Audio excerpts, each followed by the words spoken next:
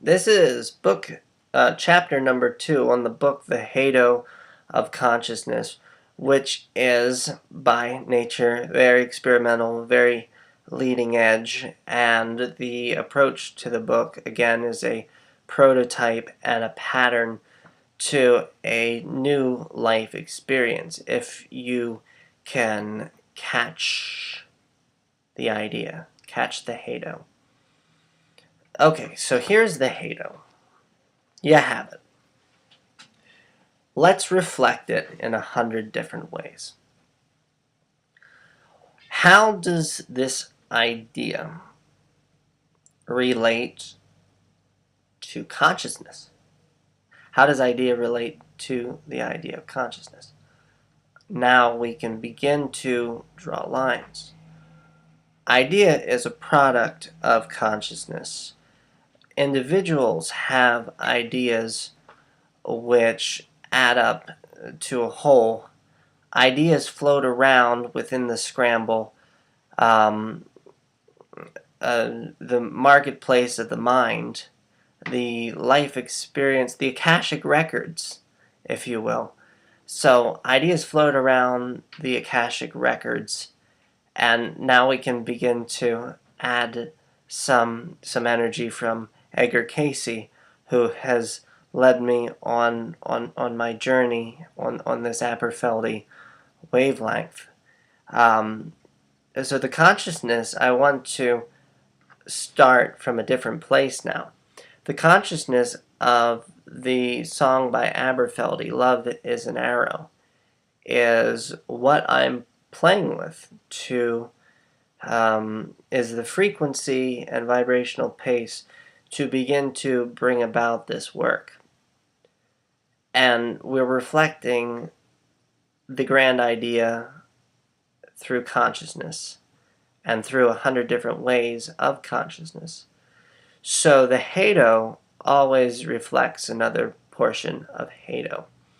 We can describe every relationship as two relationships, as one relationship, as three relationships, and maybe even more. When we discern it as one, we see everything as one. When we discern it as two, we see ourselves separate from our point of focus, and our point of focus reflects our relationship with God. And we can see another person. And we can see our point of focus as three. We can see ourself, the other person, who is a reflection of God, and our in-between paradoxical wavelength. And from this wavelength, we can discern the idea of the sine wave, the idea of ups and downs and bumps in the road, and the idea of always working forward. We have discerned the wave as a version of every Hado, has a paradox to it, and has movement up and down. So, as we begin to reflect it 100 different ways, let's reflect it against somebody who says no. They give you a negating energy, or energy that is in geometrical opposition to what you want. That's a better way of saying it. A very far away energy. So we can begin to not describe negativity as negativity. We can discern through metaphor how close or how far an idea is within the Akashic records from where we are. So I'm building a database of the mind here, where the currency is the ideas of consciousness. And you can tap into the Akashic records through different emotionally charged energetic wavelengths that number the stars in the sky. And now we can start to reflect the idea through distance. Very good. Some people see the idea as so far away. And there's no resonance There's an orb of resonance that is so far away. And as a result, you don't open your mouth and speak. But through opening your mouth, you can bring them closer to the point of resonance, and you can feel how they reflect. You can basically talk into a zodiac. You give a call out, and from your sonar, from your echolocation, you can begin to see where people are on any subject. And through the Hado of the moment, you're able to create a world. You're able to create a matrix. And so now this develops the idea of what the Hado is you're beginning to discern building a matrix from a single thought, from a finite idea, from a little bit of energy.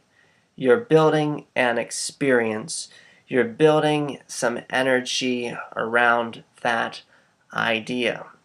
Now I can bounce this off the walls, and I can hear a lot of law of attraction, a lot of Think and Grow Rich, a lot of Abraham Hicks in my energy that's bringing this forward. The emotional energies between the Aberfeldy wavelength and the wavelength of Earl Nightingale, of the decision to explore the unknown was actually a very powerful one.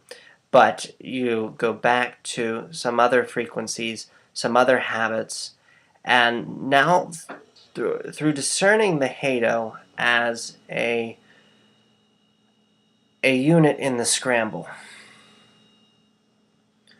we can begin to draw pictures that represent things like house, Platonic ideals, the consciousness of house, the ideal house, what it means to be home, what it means to be enclosed, what it means to be nurtured, the idea of tree, what it means to grow, what it means to see, what it means to bloom, what it means to plant, what it means to farm, what it means to nature, what it means to systems, what it means to interdependency.